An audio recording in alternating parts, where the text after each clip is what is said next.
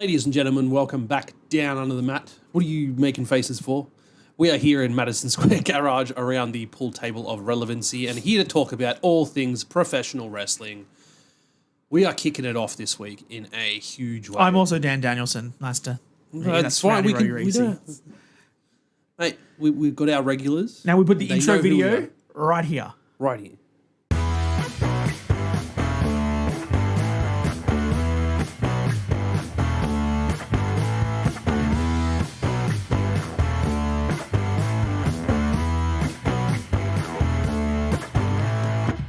Welcome back, everybody. This is starting off terribly. We just sat down and watched the CM Punk pipe bomb and then the John Cena pipe bomb. So we're kicking it off with that topic from Friday Night SmackDown this week. Closing the show, John Cena versus R-Truth, which was over in a very quick amount of time. Mm-hmm. R-Truth, Ron Killings, wins by disqualification from John Cena hitting him across the head with the championship.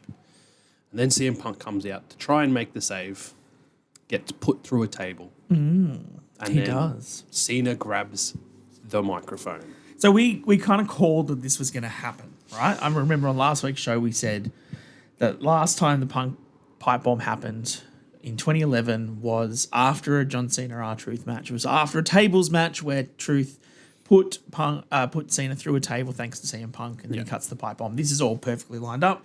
It's another main event. It's Truth and Cena. It's all going to work out. Did not anticipate it to be reversed and that Cena was cutting the pipe bomb rather than Punk, but I loved it. It was a great twist. And I sat there just like watching because as soon as John put him from the table, I was like, here we go. He's about to cut a pipe bomb, isn't he? Well, the first thing I was did... just like waiting with bated breath. And then once he started, it's just like mirroring that promo from the get-go. Because I was like you in that the main event, there's like 20 or so minutes left. I was like, all right, this will be fine. And then when there's a DQ and it finishes so quickly, I was like, oh, that's fast. And then Punk was there and then Punk got put through the table and I stopped it. I paused Netflix and I looked and it was like, there's like 11 minutes left. I was like, oh, something's still happening. This is fun. This was like, if you go back and I'm sure you can find on TikTok or YouTube, whatever, clips where people have cut the Punk pipe bomb and the Cena promo together. They almost start identically. For Cena to say, I hope you're really uncomfortable there in amongst the chair, but I've got some things I need to get off my chest. And Punk said this, if you're 14 years ago, in 3 weeks' time when I leave the company and take that WWE title away. And Cena said, in 6 months' time when I take the WWE title, like back to back, there was so many callbacks. This was so perfectly done. Oh, and I think I said this on the podcast too, and I stand by it. I don't care too much about the John Cena and CM Punk wrestling match. No. It's fine. It'll be great. They'll put on a really solid match. Dave Meltzer will not give it as many stars as it should probably have, but that's what Dave likes to do. But it'll be fine. This is what we're in it for. This is what I wanted. These promos. And it's just perfect. Absolute magic. I've taken down a few notes of really key references that John Cena made. Starting off with CM Punk being the promo potato salad and regurgitating the same five microphone moves of doom with this new stint in WWE. Yeah, I don't know if I necessarily believe that. I see what the point he's getting at. Yeah, what he's trying to say. Just the jabs. The fact that, 14 years ago, John Cena was the guy. He was the face of the company, and so CM Punk, pulled him down for being that guy. And now Cena's doing the same to Punk, but rather than picking on the 5 moves of doom for his wrestling ability, no. That's not what we watch Punk for. Yeah. We know Punk has his same 5 moves of doom. He does the knees into the corner. He does his bulldog. He hits the go to slip. Like everyone, they all have their sequence. They all have their sequences. Yeah. But what we as fans and what the internet wrestling community love about CM Punk is his passion and his promo and the fact that he was the voice of the voiceless. Now, like Cena said, promo potato salad. That's such a good line. And the fact that you're a millionaire now. You're not the voiceless. You're not the man of the people because He's you know? Mr. TKO. That one.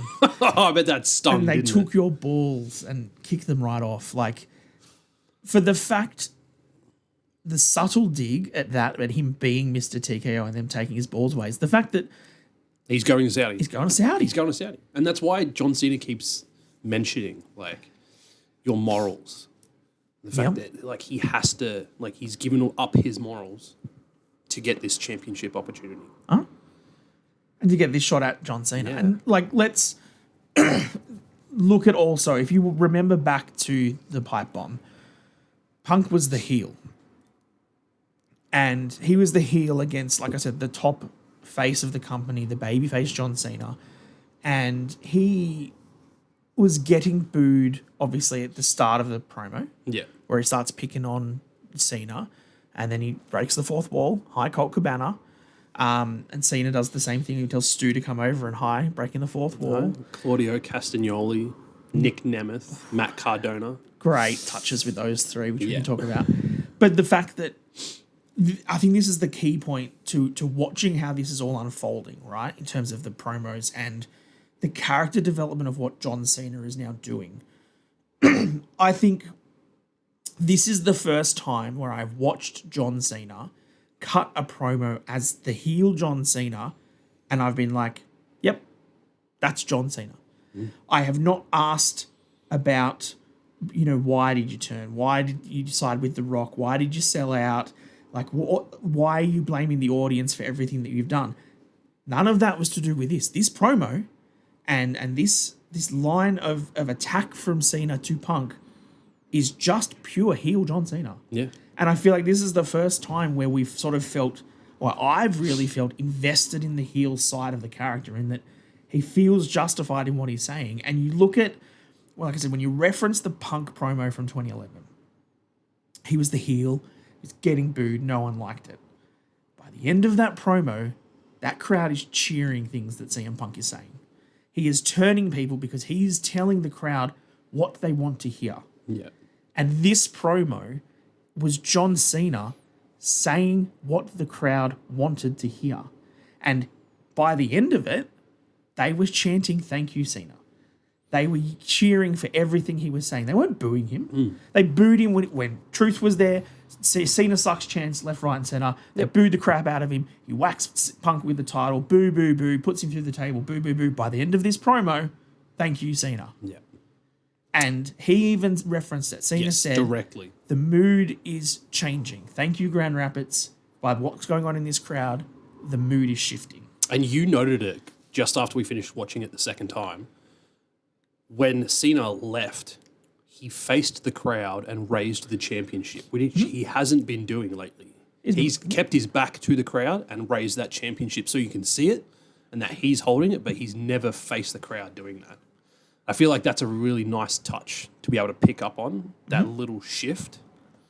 And I think this is the shifting point for the John Cena heel character now. And that's what I want to try and dig into a little further is everyone's clamoring for a face turn so Cena can ride off into the sunset as a crowd favorite. But I feel like with this shift from Grand Rapids, they can run with this. Cena can still be this character, cut these sorts of promos, and the crowd will still be on his side. Pending whenever he faces Cody. Because I feel like that's just going to bring up the WrestleMania stuff and The Rock and like all that dumb shit that hasn't been resolved and hasn't been referenced since. Do you know what? What if that's the double turn? What if a double turn in these days? What if SummerSlam? So let's play the long game. Okay. Let's assume Cody wins King of the Ring. Cody gets the title shot. Cody faces Cena at SummerSlam. Yeah. What if that's the double turn? What if that's magic? What if that's Austin Hart, WrestleMania 13? What if we do it? We all want it. I'm getting excited. Like, in terms of the internet, we want it. Yeah. We want Cena to have his farewell tour. And it's funny you mentioned that because I've seen a couple of articles the last couple of days about Triple H specifically telling their internal writers not to cater to the internet audience. Man, we know Triple H is on our Twitter. He's reading our everything Twitter everyone directly. says. Triple H subscribes. One of his burner sure. accounts does. We know. Oh, that. absolutely. We know. We've got tabs. I think that would be very interesting, and I think that like he referenced, like we've said, the mood shifted. The fact that, and I think I was watching. He was the not Sam. His reaction to this Cena promo, where he essentially had said this was kind of what Cena had done with Theory and with Roman in the past, where when he had that feud with Theory into WrestleMania and everyone was like, Cena's just burying Austin Theory, where he said, I don't believe you. You know, you think you can beat me, you think you're good, but I just don't believe you. That was him setting a challenge to Theory to say, prove me wrong. Yeah. You're up against me as, you know, the face of the company and everything. Prove it. Prove that you can, and you can sort of sit with me in a ring, sit with me in a promo and do it. He did the same with Roman Reigns. When Roman was the big dog and supposedly taking over from Cena, he couldn't cut a promo, and he kept on telling you, learn your lines, right? Man, I still remember watching that live and just being like, But like that was killed him on live television. him killing him, but also prove him wrong. Yeah. And I feel like this, although not the same because Punk hasn't done anything wrong in this sense, this promo and the way that he cut this, and the fact that he finished it with saying, thanks for letting me redo your promo from 11 years ago to make you look good, and dumps the mic on Punk. Essentially, you're saying, hey, I can do your pipe bomb. Can you do what I do? Yeah. Can you put this company on your back? If everyone in the crowd cheers you, everyone, like you said, everyone sings your songs out, everyone chants your name. They did it for 10 years when you weren't in the company. If you're that guy, prove it to me. And the fact that Cena can have everybody hate him at the start of the promo and cheer for him by the end of the promo is just putting that red carpet out for CM Punk now to say, it's on you now, champ. If you're the good guy, and Can't wait for next week. if you're the one that everyone wants to cheer and everyone's behind CM Punk, make them boo me again. It's going to be interesting to see what Punk comes up with in the next week before this championship match in Saudi Arabia. The key point, I think, for a lot of people is that the exact 14-year anniversary of the pipe bomb is next Friday night. SmackDown before Night of Champions in Riyadh, Saudi Arabia is exactly Something's got to happen. 14 years to the day from the pipe bomb. That would have to mean that we have John Cena attend Friday Night SmackDown, which he is not currently scheduled for, but on the SummerSlam kickoff show at Fanatics Fest in New York, John Cena did say he was most likely going to be there. Well, they kept on asking questions, and he said, look, we're doing a really great TV show. If you want to see what's going to happen, tune in and watch out, which is what he's done the whole time. He did on the Pat show at WrestleMania, and so I was like, I'm not going to talk to you about wrestling because if you want to see it, watch the TV product. But he essentially said, tune in for SmackDown next week because we're cooking up something really big for you. He's going to be there. He's going to be there. And we are going to use this to pivot to John Cena's remaining dates. Yes. And some interesting information that we found out about that.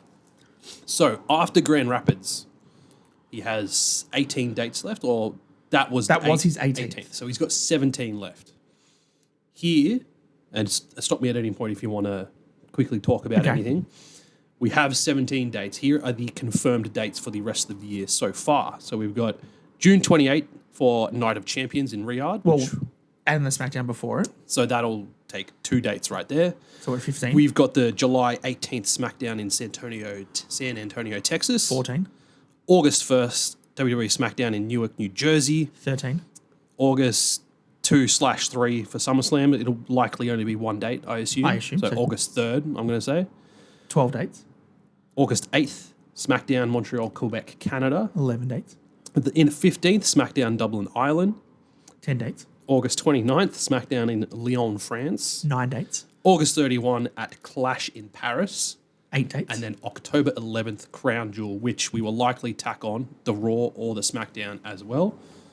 So 7 dates. 7 dates left. And then we assume there's also the Ruthless Aggression pay-per-view or whatever they're doing in December. So that outside of that, 6 dates. The entirety of December, November, and September are unbooked. And realistically, October, it's only the date in Australia. Yeah. So it's 4 months for 7 appearances. What is going to happen? Especially if he's still your WWE Undisputed Champion. Yeah. That raises a lot of questions about the potential for the rest of the year. What's going to happen with John Cena's championship reign? A lot of people are starting to rumor that it's going to be Seth Rollins cashing in at some point in the next couple of months to end that reign. Against who? Like, who's John going to be facing when that happens? Likely a lot of fingers pointing to Cody right now. I think now that we're looking at those numbers, that's a lot of dates left. With all those dates being a lot of those dates being the Europe tour post SummerSlam. Yeah. I still feel like he's the champion. Yes. I feel like maybe we do this double turn at SummerSlam and Cena becomes more of the face than the heel and Cody takes that heel position. But I think going through Europe and stuff and Australia, like we've said the whole time, Cena's going to get cheered here. Yeah. Maybe that's the point where we have to turn him before that. And then I don't see him losing it at Crown Jewel here. I don't see him losing it at Clash in Paris if he's fighting. I think now he holds this title until Ruthless Aggression or whatever it is at the end of the year. Yeah. So they can't do a cash-in for Crown Jewel either because it's going to be champion versus champion for the Crown Jewel Championship. Well, we assume because that's what they did they've last got year. The Crown Jewel Championships for a reason. We also said, and this sort of ties in a bit to the Raw stuff we'll talk about as well, is that last week I was very, very, very bullish on the fact that Sami Zayn was going to win King of the Ring, face Gunther at SummerSlam, beat him, finally get his world title, and then get cashed in by Seth. Now there's no Sami. No. And the fact that they had that promo at the start of SmackDown where like Randy and that, they're all in the ring and they said, look, you're the only one that hasn't won the world title and let's all be clear. It's going to happen. You will win it. Just not yet.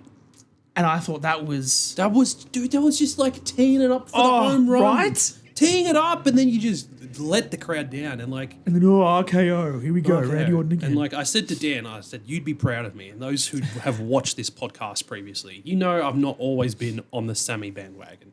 Never been. But I was for this. I was on board and I was ready for him to beat Randy Orton in an amazing match. They had a great match on SmackDown. And he didn't win. But I was gutted. But this to me means you're shifting your cash-in story, I guess, from being on to Sami to now being on Tiffany. And I think that Naomi now will probably cash in on Jade, who I assume Jade will win the women's side of the Queen of the Ring, beat Tiffany, and then Naomi cashes straight in on her. Because we said... At SummerSlam. Because we said you couldn't do both. It was too obvious. There's no way you could do both stories. So now it's the women's cashing in at SummerSlam. Sami's out of the way, so that's what's going to happen. So I think, that plays a bit more to... I can't remember what we were talking about at the start of this conversation, where we've gotten to here. Cena's dates. The fact that Cena, I think, now holds this title, because I think any cash-in on the men's side from Seth, I don't see it happening on anybody. And I think maybe you're right. And what you said a couple of weeks ago was that Seth cashes in on Cena on his last appearance to save wrestling and keep the title. And get the power back that he's been craving for so long. Because that's... Especially if you have Cena as the good guy. And then it's just going to raise another question about if they do those Crown Jewel Championship matches in Perth and Cena's still got the title, is it just going to be Cena Gunther? Because that's another. I mean, it could be Cena Goldberg. We'll talk about that shortly. It could be. Completely derailed my train of thought. Because I was going to say, Cena Gunther is one thing that we've all wanted ticked off for a little while now. It was one of the matches. And I feel like doing it at Crown Jewel would be good. I'd love to see that match. It'd be fantastic. Yeah. I mean, Cena at the and have Gunther win. That's asking a little bit much. I mean, at Fanatics Fest. Because if that's going to happen, and that means Gunther's going to lose his Crown Jewel Championship match 2 years running.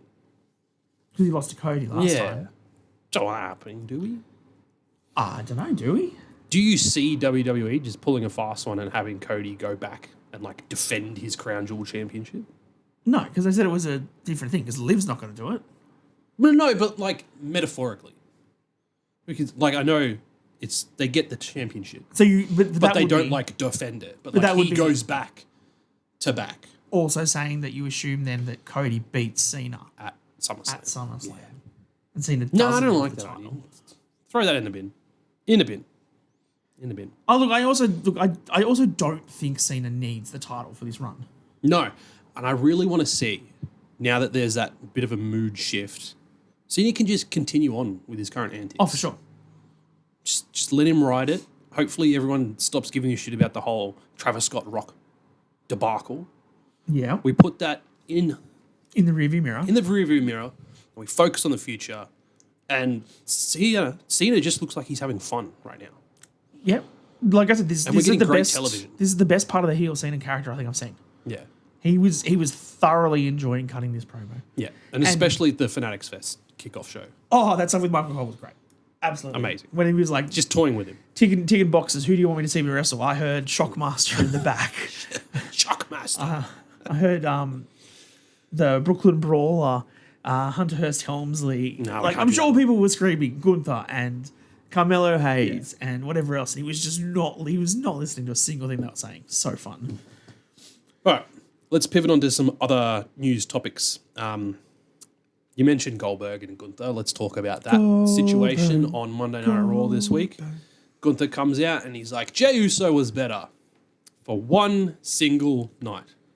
And I've heard about who might be next for me. Crowd immediately starts chanting for Goldberg. No, not that guy. Goldberg comes out. Pop. Congratulations, Gunther. I popped for Goldberg. I know we shit on him so much on this podcast, and his music hits, and I was like, it's Goldberg, yes! I think your words to me was he limped his way to the ring, and I was like, hoo. I didn't say that. Or maybe it was Ted. No, Ted said it. Ted said it, because I actually caught up with Ted during the week. Hey, Ted, how you going? Breaking the fourth wall. Yeah, like... They obviously said that, you started something with me and my family back in Atlanta and we're going to finish it at Atlanta. Saturday night's main event. You're next. Cool. I don't know what to think, dude. Is this just going to be some classic Vince McMahon booking where Goldberg's actually going to win the bloody title? No. So I think we said this on our Discord where we were chatting with some people on there around, obviously, the Saturday night's main event and Women's Evolution is booked back-to-back against All In. Yeah. Back-to-back days. Yeah. NXT is on the same night as Saturday night's main event. Right, and the Evolution. On the Saturday, and then, Evolution's on the Sunday, which will be Sunday, Monday for Australians. But means that All In is in the afternoon, Saturday night's main event straight after it. Yeah. If you're a wrestling fan, are you picking one or the other? I think most people will try and see both, but I think realistically, most people will watch All In. Yeah. What is putting Goldberg in the main event for the World Heavyweight Championship against Gunther going to do? It is going to get any of the WCW guys. It's going to get the 45 to 50-year-old males that used to watch Goldberg. They're going to tune in. They will watch that match because I feel in general the older demographic, older than us, that have more of a nostalgia for the 90s wrestling, the couple of big moves and the big pops, don't care for the Will Ospreay flippy shit. They don't watch Kenny Omega and Kazuchika Okada because they're not in those. They're not Dave Meltzer, correct? Yeah. Will they then watch Gunther, who is that very typical European style heel that just hits hard and slams hard, against Goldberg, the guy that they remembered that went on, on massive win streaks, spears everyone in half? Sure. Yeah. Are you going to get probably 5 to 6 minutes of just finish a spot fest between these two? Well, funny you mentioned that because I saw a post, can't remember who did it, on social media of Goldberg's last 10 matches and all of them were like sub 12 minutes. So it is not going to be a long affair at Saturday night's main event. And I think that they'll chop the crap out of each other. He'll probably hit a spear really early. Gunther will kick out. There'll be some moves. There'll be some sleepers. There'll be a power bomb. There'll probably be a jackhammer or a reversal or two, and then I think he'll choke him out. I think Gunther will win this match by choking out Goldberg. In his hometown. That's ruthless. but he won't tap. He won't tap. He won't lose. He might even have a visual pin. There might be a ref spot or something where he has a visual pin on Gunther and he could have won the match, but he didn't. And he won't tap out, and I think Gunther retains. Yeah. But the whole point to this match and the booking of this match is to get a portion of the audience that WWE knows won't watch All In. Yeah. The nostalgic older crowd will watch this instead. Yes, they will. Other title matches confirmed. We've got AJ Styles versus Dominic Mysterio confirmed for Saudi Arabia now, and Bayley versus Becky for the Intercontinental Championship happening on Raw this week. Exciting. Yeah. Bayley and Becky, I feel like it was a little bit of an awkward interaction in the ring. Yeah. Bayley came out, called Becky out, and they went back and forth. But I don't know if it's just like their friendliness off screen. It didn't quite translate I also think into them hating each other on screen much. Because Becky, I feel like it was Becky doing weird shit that just threw this promo off. Like, you've seen the still of her, like, backing against the ropes. Like, I think this is also them trying to build a match knowing that that's part 0.5 of the feud, because you've got to throw Lyra back in for assumedly a triple threat at Evolution. So they're not going to give too much away, because both of them know the match we're having next week is going to end in a DQ or a count out. It's not a clean match. Or something that will then bring Lyra back into it, and then Evolution is our proper match. So that's why I think that, that's awkward. You mentioned Evolution. Let's talk on that. Liv Morgan has unfortunately sustained another shoulder injury in her match against Kairi Sane. And just how... Sorry, just a moment of mourning for Liv Morgan. Yeah, a moment of mourning. 10 seconds of silence. 10 seconds is too long. We are mourning for Liv Morgan. I just want to... More than mourning. Just a run-of-the-mill bump at the start of the match, and it just dislocates her shoulder. Yep. It's unfortunate. Super unfortunate. I want to start by talking about Rhea Ripley coming to Liv Morgan's defense online, because people like to pray for injuries on people, which is absolutely disgusting behavior. Mm-hmm. And then again, on top of that, people blaming Kairi Sane for this occurrence, and also bringing up the Zoe Stark injury as well, which Kairi Sane was in both matches. It's got to be her fault. So absolutely ludicrous. Nah, it's terrible.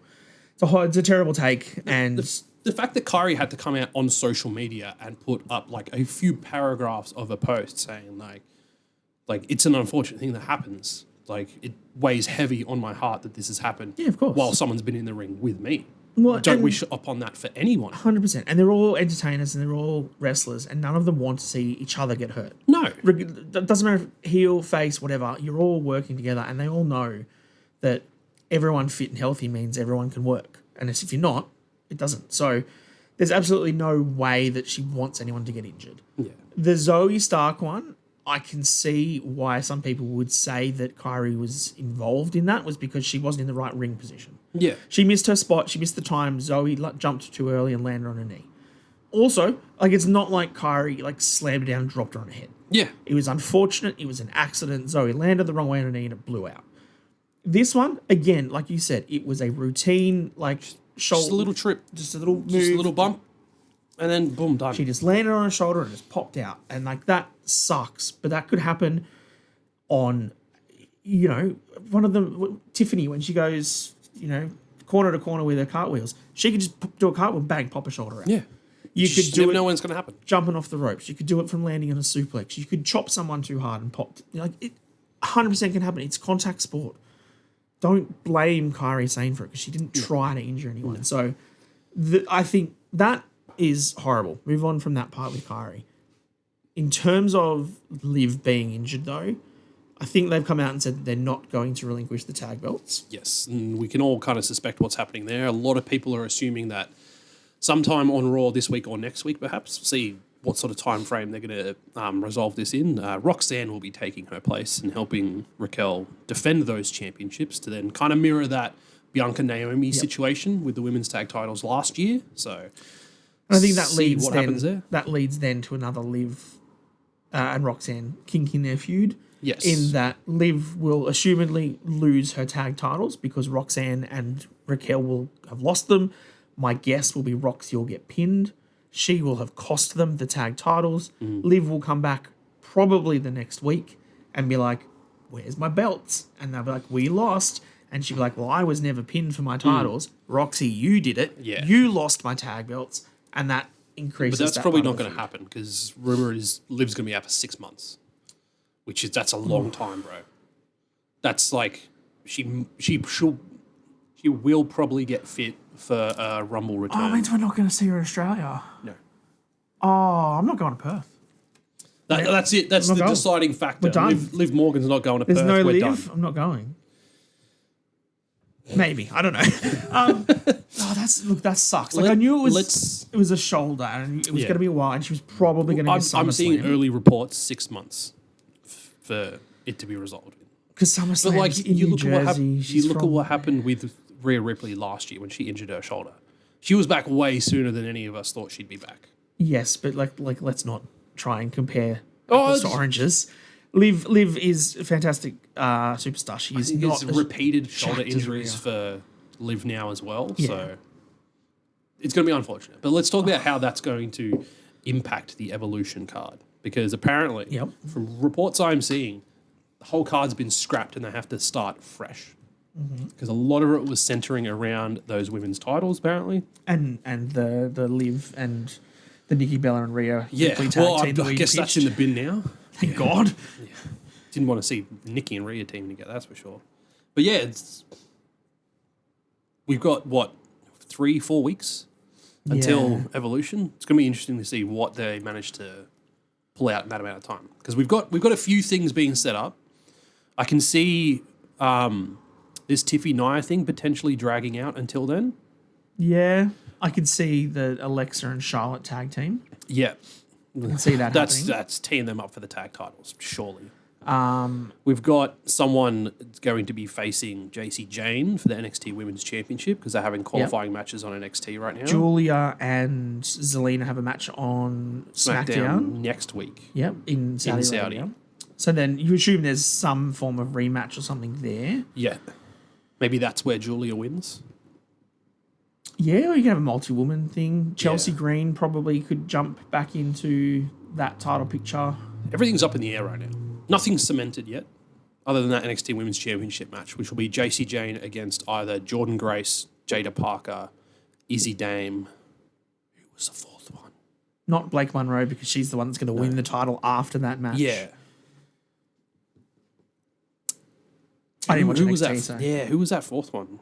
Was it Kalani Jordan? No, she lost. I did see that. Who did lost she face? to Jada Parker. Didn't she? No, that was Thea Hale. Sol Ruka. No? No, she's not in it. Because Zarya lost, which I was annoyed about. Because they're trying to pitch the Zarya heel turn eventually, right? Yeah, well, Tatum Paxley came out and, being weird stalkery with Sol Ruka and, hugged her from behind and then Sol screamed and then Zarya turned out and was like, what are you doing here? And then got distracted and Izzy Dame beat her, which I was annoyed about. Cool story, bro. Yeah. Anyway. Doesn't matter. Move on. Back to Evolution. Nothing's confirmed yet, so let's see what they manage to pull out of their asses. So the assumption would be that if we are still doing a tag match, that it would be Roxanne and Raquel against the Bella twins, which is nowhere near as exciting because I think Liv was the main glue that held that match together. Yeah, because Nikki didn't mention Liv, and then the whole in-ring instigation and attack. Now, what have you got? You got nothing to hold that glue together. Correct. Nothing that. And you've had suck. You've had nothing for EO since WrestleMania. Yeah. Asuka back as the. Let's talk about Asuka, shall we? Quote the man himself from last week. She's not going to win her fatal four-way qualifying match. She's a tag team wrestler. She's going to lose and then go back to being the Kabuki Warriors with Kairi Sane. Uh-huh. Okay, what happened on Raw, buddy? She won. What happened on SmackDown? She also won. Asuka is in the final of the Queen of the Ring tournament. It's only because she will take a really good Jaded. And because she's got her new music back. Well, her old music back. Old music She's back. been undeaf rebelled, which is fantastic. You love to see it, mate. Well, your mate got deaf rebelled. Oh, Jordan Grace. Grace. Jesus Christ. Why would you have such a cool thing with the sirens and everything that you've been using for months that everyone knows it's from her, and then you're just like, oh no, let's just get rid of the best part of her music. Fucking Def Rebel, dude. Terrible, man. Apparently, I don't remember hearing it when I was watching or half watching NXT. The crowd immediately started chanting "Fire Def Rebel." They did. Yep. I did say that online. Yes. Love it. All right, moving on. let's keep on the topic of King and Queen of the Ring, because we've got Asuka, who has advanced to the final Yes. on the women's side. We have Roxanne versus Jade scheduled for Monday Night Raw. So I'm assuming Jade will win. Yep, and then that ties into our Jade, Tiffy, Naomi theory for SummerSlam. We've got Randy Orton advanced to the final.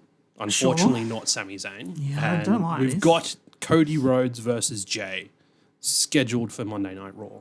So the thing that you said about this that was really important was so obviously the mystery man was Jay Uso. He was always going to win it. As soon as he came into the tournament, he was getting through, right?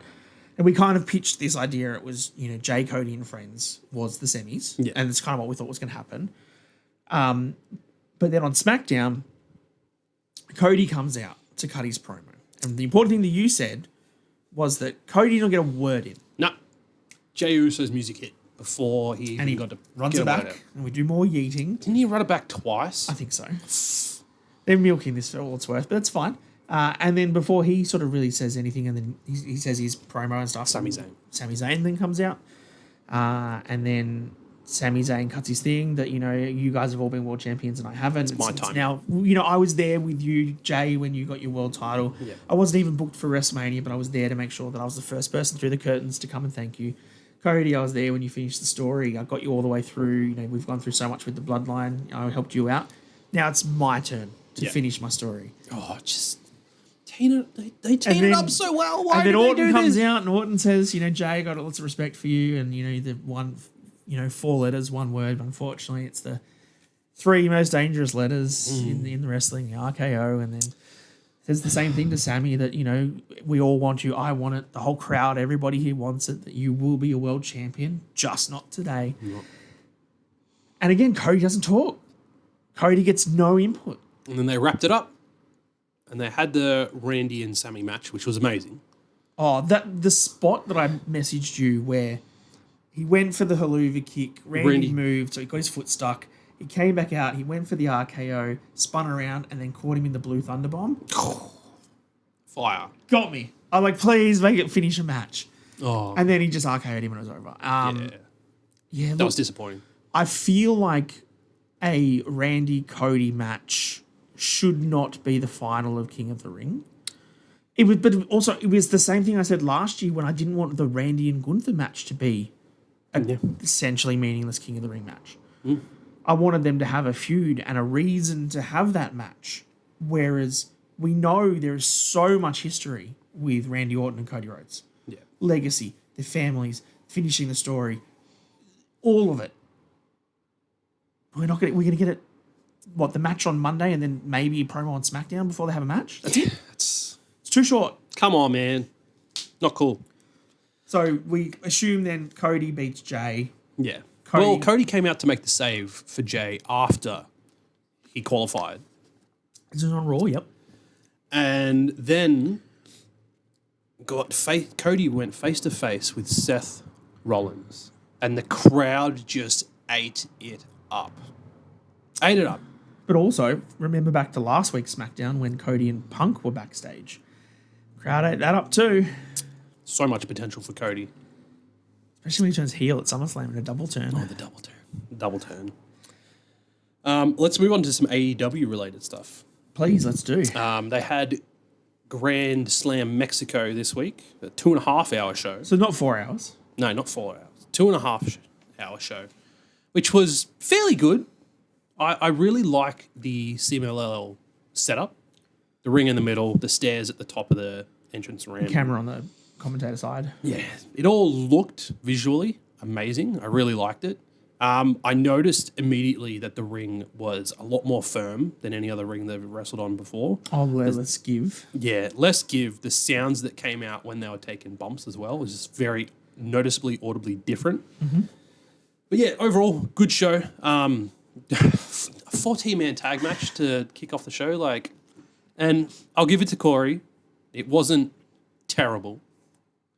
Corey's a guy in our Discord, but I don't know. It's just too many people. It's too many people, bro. My Two 7-man teams, and I noticed immediately how they did it a little more the CMLL style, where they had one person in the ring, one on the apron, then everyone was just outside on the floor. There wasn't a lot of tagging, so everyone was kind of like, once someone got up on the apron, you knew they're in next, they're going to get their spots in, and then they would rotate through like that. So everyone got their spots in.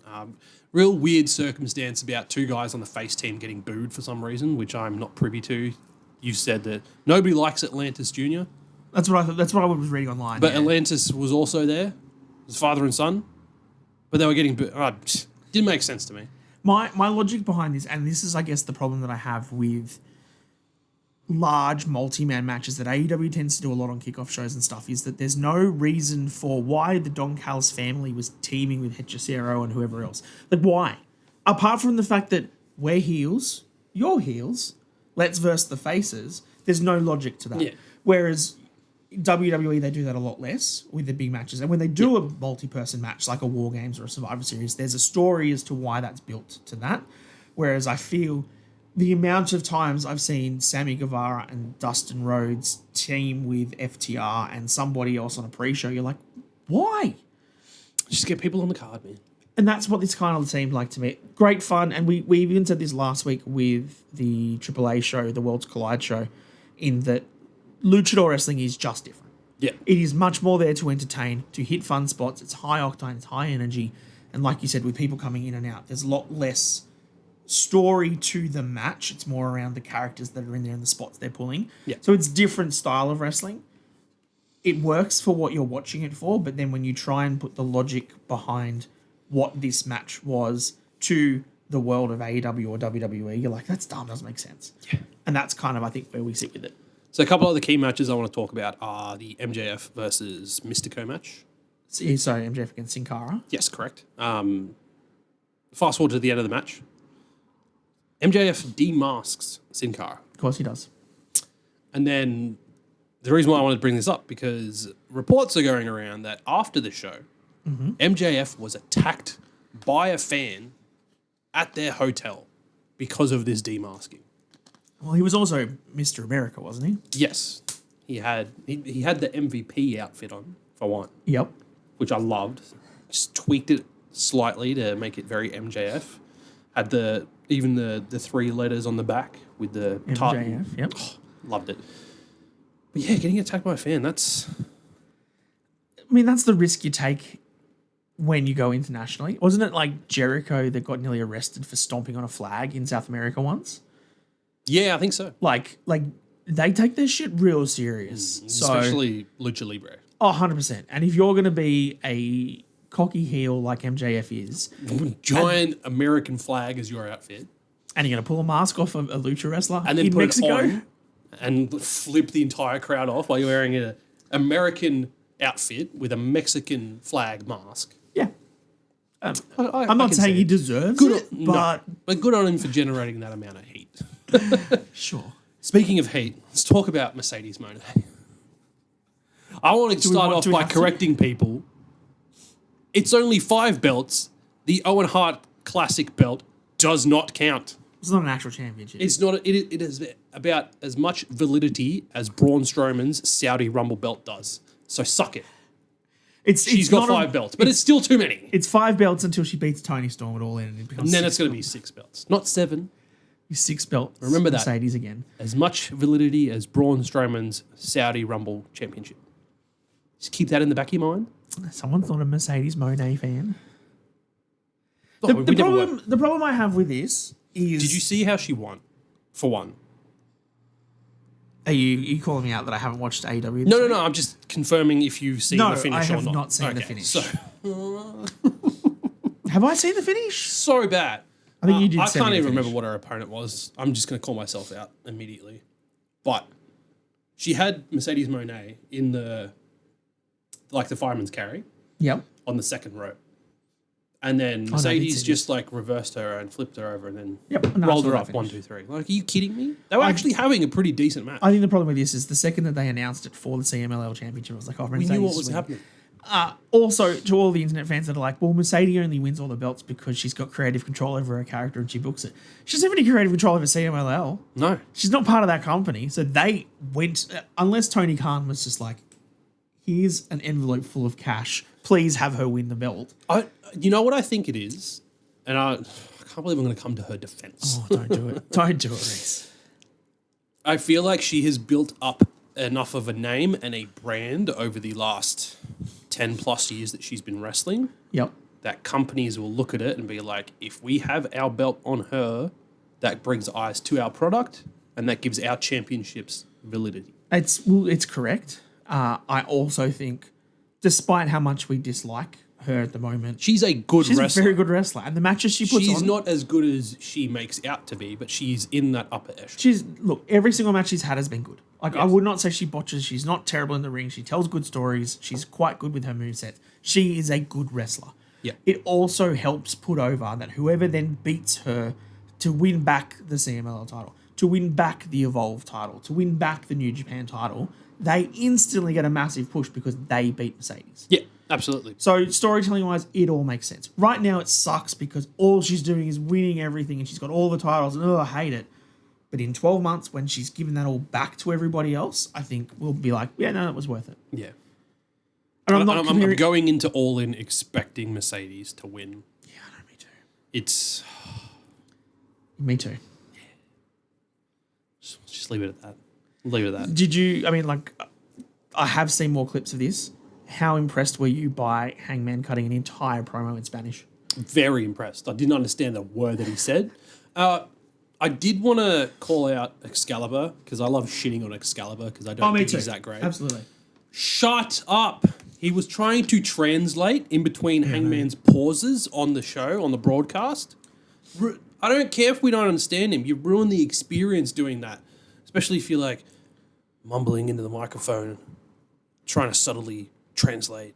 Just shut up. Just let him do it in Spanish. And then I will summarize get the nuances of the promo, which I got. I got the nuances. Yep. Just leave it at that. Great work, though. Yeah, Loved absolutely. I think the whole mock swerve, Osprey, Hangman top level thing in the AEW is going really, really well. Yes, yes. It will all come to a finish at All In. It'll all be fantastic. The fact that they also snuck Danielson Into the crowd? he was in the ring. Oh, was he? When? After Grand Slam. He after they went off the air. After Grand Slam. Smart. So, yeah, there's video footage of stuff of him going. So I saw him and Chris Hero were sitting in the crowd watching. Yeah. So he got out afterwards. So it probably breathes a small bit of life into the thought that Danielson might get back in the ring. Imagine Danielson and Hangman again. Could you imagine Danielson costing Moxley and putting his head in a plastic bag? You had to fucking remind me of the plastic bag incident. I did. Jesus Couldn't Christ. let you get away with it. I'm not as mad these days about it as I was. No, It's always the heat of the moment and the passion when you see that. Because that gave us great content.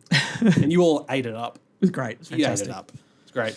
One last thing, AEW related that I want to touch on before we move on. They are being sued by a ring crew member. Have you seen this? I have seen this story with Moxley shoving him to the side. Yes. Mm-hmm. So I have a screenshot. And also, I'd heard that this was not the first internal complaint against John Moxley at his time in AEW. So it seems like this is maybe a recurring thing. Pattern. Where is that screenshot? Which screenshot? Did I put it in the Discord? Oh, mate, we it's either on the Discord or the Instagram or our Facebook group. I don't know which one it's in. I tend to wake up in the morning and find out how many things Reece has sent me on all these different platforms of, he saw this reel here and he saw this picture there. And did you see this result that happened overnight? Anyway. I don't know where it is. Can't find it. Long story short, during the cage match with John Moxley and Kenny Omega, there was an unscripted moment where John Moxley went up to one of the ring crew, shoved him to the side and grabbed the screwdriver that he had so he could use it in the next spot. Unplanned, this ring crew member then sustained neck and shoulder injuries that are still lingering on, so he's filed a lawsuit against AEW. So, look, I've watched the bump a couple of times. Obviously, look, you get shoved to the ground by a 200-pound strong wrestler, it's going to hurt a little bit. Yeah. I also feel that this might be the Australian in me, that if this wasn't in America, where everyone is an independent contractor, you'll pay for your medical bills and you can sue anyone for literally anything. If this wasn't in America, this doesn't happen. No. If this is anywhere else in the world, you go to your boss, you're like, hey, I got injured. They're like, oh, that really sucks. What's your hospital bills? We'll pay for it. No worries. Yeah. Look after you. You're all good. Thanks. a month of paid leave whilst you sort yourself out. Easy done. And I think this never hits the day, like the light of day. Yeah, Never. from what I read, he was only looking to get, I think, $10,000 to $20,000. Like 23,000 or something. Yeah, like that. and I assume that's just to cover his medical expenses Yeah, and all which that it sort would. of stuff. Yeah, Which- I assume AEW is just going to be like, he's Yeah, that, go for away, sure. and just like settle that. I feel like if you had have gotten to Tony Khan or his dad before this got to the media and stuff, they just would have paid it. They would have just gone like, sure. And we don't want the bad rep that this is coming with. Let's just pay his medical bills and away we go. And I'm sure that is what Vince McMahon did for 15 to 20 years in the WWE. He Absolutely. just paid shit all the time so that none of it got out. Yep, that's Vince McMahon. I do have a note here about. Did you see the account on Twitter? Is Dom dead yet? Yes. And you let's talk on this because we've got another Roxanne situation from the other week. I took a screenshot of everything. Intercontinental Champion Dominic Mysterio has become target of a chilling threat on social media. The anonymous account is Dom Dead Yet, Dead D34D, posting disturbing messages claiming they had purchased 2 sets of knives and were planning to impersonate security to gain backstage access at a WWE event. And they then threatened to locate Dom's locker room and carve him like a pumpkin. What is going on in America right People now? are fucking cooked, man. What is going on? They're about to start World That War is III. 2 within the same week, like within a 10-day time frame. That Roxanne and Dom getting death threats. This is also, unfortunately, just the 2 that got enough attention to get to. I'm sure there's thousands other out there because people take things too seriously. But like, we'll pull it back even to our like local football, rugby league, right? Oh, There have been death threats made against footy players for dropping the ball and not scoring a try because people, I put 20 grand on your team to win and you lost because of it, I'm going to fucking kill you. It's a bet. It's your own dumb fault for putting a bet on a footy player. If you don't like the storyline of WWE, do you know what? Don't watch it. yeah. Don't threaten to kill the guy. Go watch because he's AEW playing a instead. I'm character. sure they have much better family-friendly television over I there. I don't like anyone out there that has this kind of stuff is, look, I don't it's like it. ridiculous. Please seek help. There is Yeah. lots of stuff online to go and talk to people and seek help and get professional help for this kind of stuff because it's just not right. No. And if you're taking anything in terms of entertainment, if it's movies, music, songs, TVs, wrestling, if you're taking anything like that so personally that you want to kill someone for it and put those threats on the internet where it is publicly visible to that person and everybody else, you're not right and you need to talk to someone about it. So please seek help because Yes. this is just not cool. No. And much like the Roxanne situation, WWE was notified and authorities have been involved in resolving that as well. So, And good for them to obviously report it to the authorities, up the security and look after their talent. They shouldn't need to. no, This disgusting behaviour. it's not on. It's not on. Let's cap off the show Okay. with something positive about some second-generation superstars getting signed to WWE next-in-line contracts. Sure. So we have Brock. I don't have all their names. We have Brock Reichsteiner. Reichsteiner. You got to put in the little nuances, Steiner. Daniel. How do you say it? Steiner. Steiner. I don't know. Like a chicken Steiner. schnitzel. Schnitzel. Schnitzel? What? I don't know. I'm going off the bandwagon. Is it a mate. chicken palmy or a chicken parma? I think I use both, but I think I say palmy. Yeah, it's palmy, right? Yeah. Well, it's parmigiana, Yeah, correct. so it makes more It's sense. not a chicken parma. But parma sounds good. So it's palmy. They both. I'm on the both bandwagon. Who gives a shit? It's regional dialect. It's okay? delicious food. Who cares? So we've got Brock Reichsteiner, who is Scott Steiner's son. We have... Is that like Bron's cousin? Yeah, I'd say cousin. Yeah, okay. Yeah. Let me try and find the actual article. Okay, you do that. Because the other one was Mark Henry's kid, which we've talked about for a while that he was going to be signing. Yes, because, he's been rumoured for a while now. He's also a big boy.